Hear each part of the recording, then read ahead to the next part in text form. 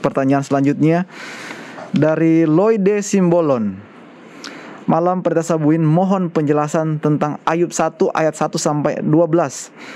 Tentang percakapan iblis. Ayat berapa? Ayub 1 Ayat 1 ayat 6 sampai yang ke-12, Pak Pendeta. Oke. Tentang percakapan iblis dengan Tuhan. Apakah iblis bebas naik turun dari sorga dan mengadakan percakapan bebas dengan Tuhan sampai sekarang? Demikian Pak Pendeta. Kita akan bacakan. Tolong dibaca ayatnya. Baik, ayat 6. Pada suatu hari datanglah anak-anak Allah menghadap Tuhan, dan di antara mereka datanglah juga iblis. Maka bertanyalah Tuhan kepada iblis, "Dari manakah engkau?" Lalu jawab iblis kepada Tuhan, "Dari perjalanan mengelilingi menjelajah bumi." Lalu bertanyalah Tuhan kepada iblis, "Apakah engkau memperhatikan hambaku Ayub?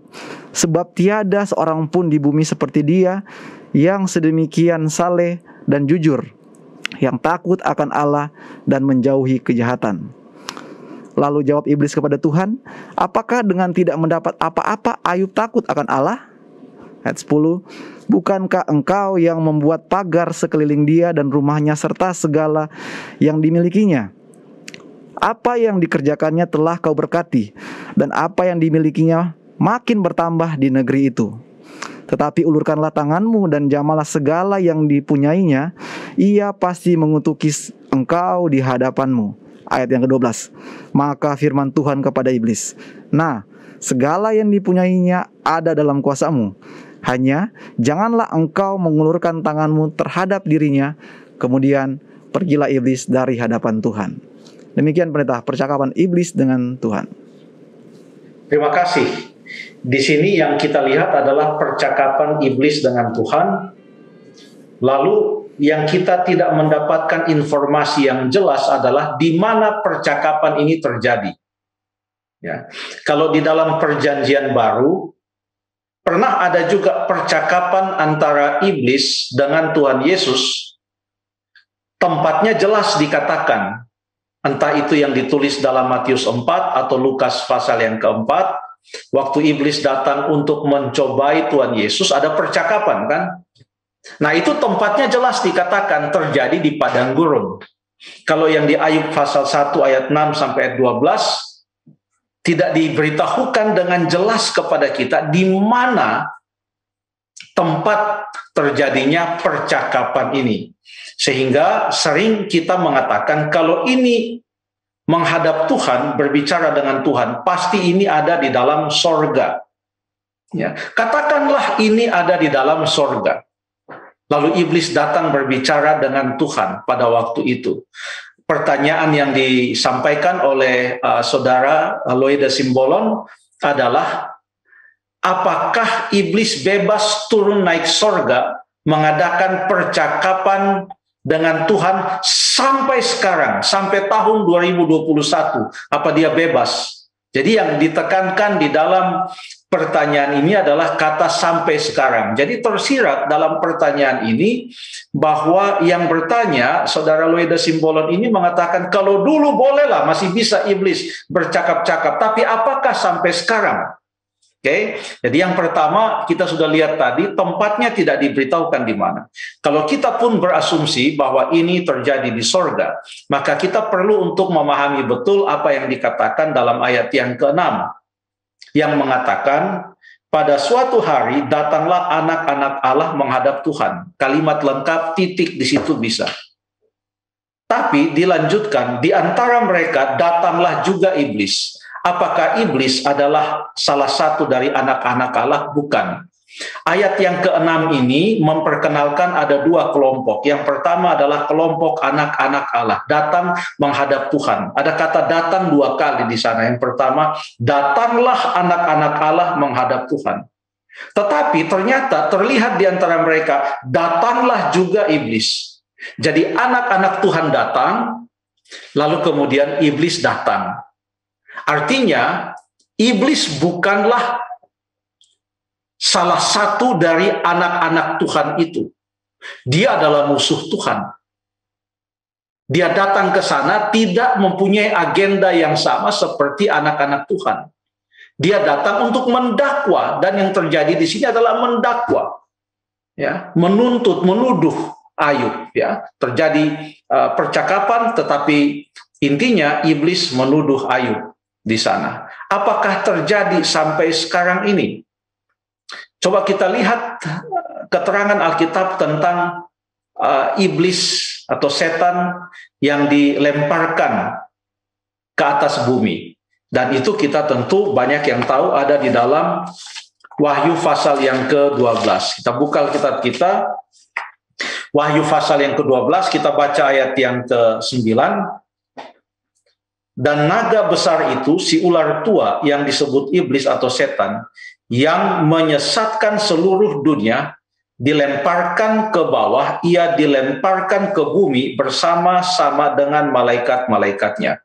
Ayat 7 dan 8 mengatakan timbul peperangan di sorga. Dan oleh karena peperangan di sorga itu, bahasanya di sini adalah bahasa peperangan di sorga, terjadi pertikaian di sorga, maka iblis tidak bisa bertahan, dia dilemparkan ke bawah. Ia dilemparkan ke bumi, bukan hanya dia, bersama-sama dengan malaikat-malaikat suci tadinya, tapi mereka sudah mengikuti Yesus, malaikat-malaikat suci, maafkan, tapi mereka sudah mengikuti iblis atau setan. Mereka adalah sekarang malaikat-malaikat jahat. Mereka pun bersama-sama dengan iblis atau setan, sama-sama dilemparkan ke atas bumi. Tetapi kata dilemparkan ini bukan hanya disebutkan satu kali. Kalau kita baca ayat yang ke-10, lalu ada ayat yang ke-13, diucapkan lagi kata dilemparkan atau melemparkan satu atau dua kali lagi, diulangi. Coba kita baca ayat yang ke-10. Dan aku mendengar suara yang nyaring di sorga. Sekarang telah tiba keselamatan dan kuasa dan pemerintahan Allah kita dan kekuasaan Dia yang diurapinya. Karena telah dilemparkan ke bawah pendakwa-pendakwa saudara-saudara kita yang mendakwa mereka siang dan malam di hadapan Allah kita. Ini kapan ini terjadi? Ada beberapa petunjuk di sini. Dikatakan di sini telah tiba keselamatan. Keselamatan itu melalui siapa? Melalui Yesus Kristus. Kapan itu? Pada waktu ia menyerahkan dirinya untuk disalibkan, mati untuk manusia. Dari situlah ada keselamatan untuk manusia. Kemudian yang berikut dikatakan masih dalam ayat yang ke-10, sekarang telah tiba tadi keselamatan, kuasa dan pemerintahan Allah kita, lalu kemudian dan kekuasaan Dia yang diurapinya. Yang diurapinya, siapa yang diurapinya? The anointed, siapa? Dialah Mesias, Yesus Kristus. Karena telah dilemparkan ke bawah pendakwa saudara-saudara kita yang mendakwa mereka siang dan malam. Yang dilemparkan ini adalah ia yang mendakwa atau menuduh saudara-saudara kita. Jadi, contoh yang ada di dalam Ayub 1 ayat 6-12 adalah salah satu contoh bagaimana iblis itu mendakwa atau menuduh umat-umat Tuhan di hadapan Allah. Ia menuduh mereka. Ada contoh yang lain lagi, bagaimana iblis menuduh atau mendakwa. Itu ada di dalam buku Sakaria pasal yang ke-3. Kita buka buku Sakaria pasal yang ke-3. Ada juga contoh di sana. Buka pelan-pelan. Pasal yang ke-3, saya akan baca ayat yang pertama. Kemudian ia memperlihatkan kepadaku imam besar Yosua berdiri di hadapan malaikat Tuhan, sedang iblis berdiri di sebelah kanannya untuk mendakwa dia. Jadi pekerjaan iblis mendakwa. Tapi di dalam Wahyu pasal yang ke-12 ayat yang ke-10 tadi, ia dilemparkan ke atas bumi, dan itu ada kaitannya dengan keselamatan yang telah dilakukan oleh Yesus Kristus.